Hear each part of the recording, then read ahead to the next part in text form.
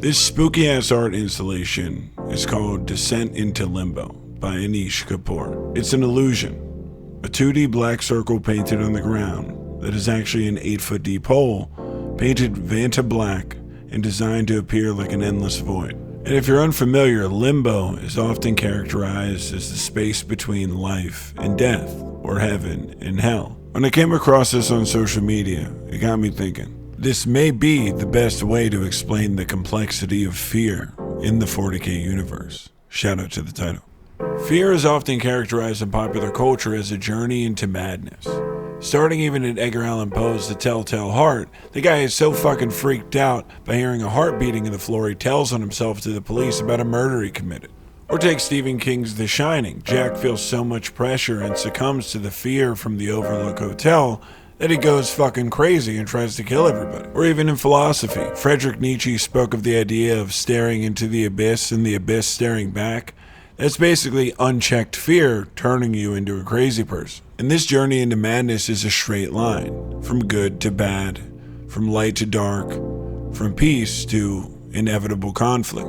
Fear in the 40K universe seems very straightforward, don't get me wrong. From the countless alien threats to the abominations that lurk on different planets, from the Chaos Legions to the Space Marines themselves, or the acts of mankind.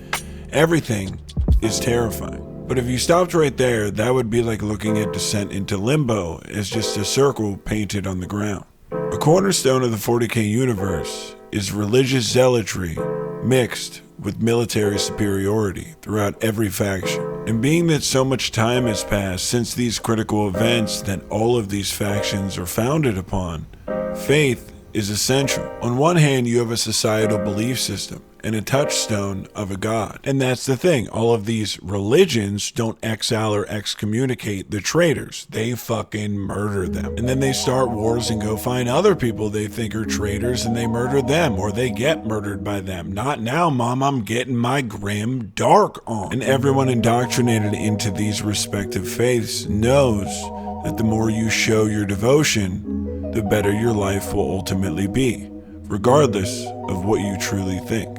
This is when you realize the black circle painted on the ground is actually a hole, and you grow curious as to how deep it truly goes. You see, with all this faith going on, there's sure as shit going to be testing of one's belief system.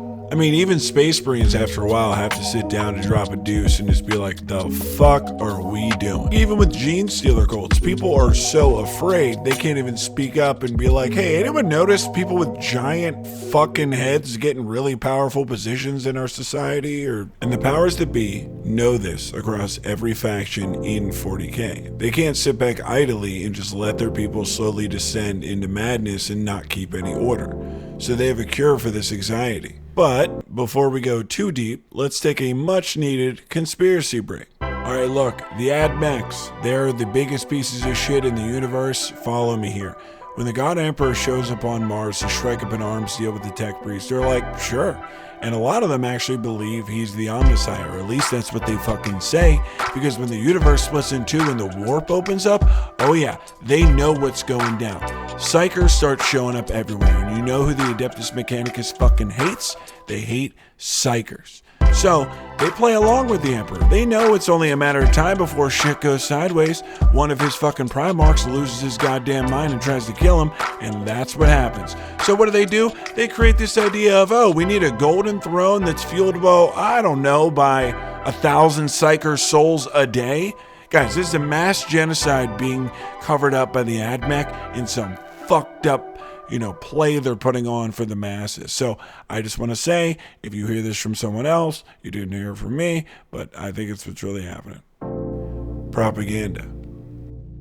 One of the most unlikely sources to give me a newfound perspective on this aspect of the 40K universe, of all things, was Star Wars. In a fan-made crossover scenario called On the Nature of the Imperium of Man, Admiral Thrawn, renowned for his strategic genius and deep cultural insights in the Star Wars universe, conducts and delivers an analysis to Chancellor Palpatine of the Imperium of Man. And if you've never heard this, I'll link the entire thing in the description. You should check it out. But the great details like calling Psychers Force users, or the fact that the Empire has run into the Astartes before, they've fought the Space Marines, and coming to that realization in Thrawn's research.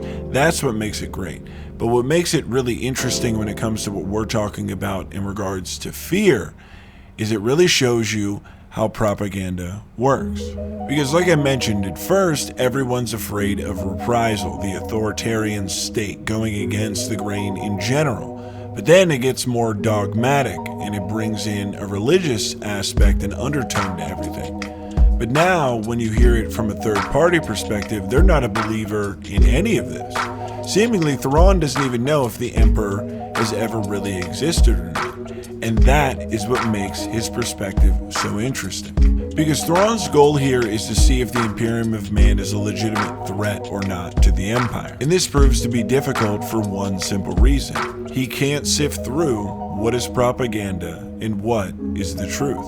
And this is where the dark hole in the ground becomes an infinite void you can't see the end of. You see, Thrawn is a cold, calculated dude. And he's effectively looking at the Imperium of Man as if they were animals. And what he determines is that they are both predator and prey. And this is why fear in the 40k universe isn't a journey into madness, but a descent into limbo. All factions in the 40k universe effectively work off of paranoia, constantly looking over your shoulder like an animal looking for a predator. And that fear is so deeply ingrained, it causes uncompromising, brutal behavior due to their clouded judgment. And there's even fear in deviation from this, as everywhere they go, any faction in 40k is espousing their belief system and fighting to the death for it.